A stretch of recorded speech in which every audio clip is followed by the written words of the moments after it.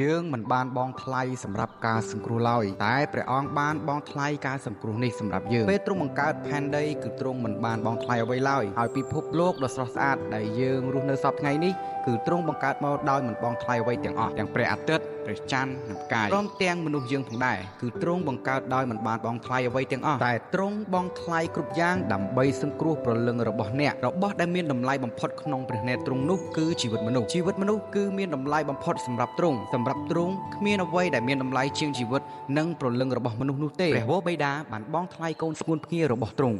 បានបងថ្លៃជីវិតរបស់ទ្រង់ផ្ទាល់យើងគិតមើលថាតើព្រះវិញ្ញាណបរិសុទ្ធត្រូវបងថ្លៃអ្វីខ្លះដើម្បីយាងមកក្នុងចិត្តដ៏រងរស់របស់មនុស្សមានបាបទាំងនាំយើងចូលមកចិត្តព្រះអង្គហើយធ្វើការជាមួយយើងដោយអត់ធ្មត់រាល់ថ្ងៃនេះហើយពេលយើងទទួលអំណោយនៃសេចក្តីសង្គ្រោះយើងក៏ត្រូវយល់ថានេះជាការអស្ចារ្យផងដែរទោះបីជាយើងទទួលអំណោយនៃសេចក្តីសង្គ្រោះដោយអត់បងថ្លៃក៏ពិតមែនយើងក៏ត្រូវកែប្រែចិត្តចេញពីអំពើបាបផងដែរ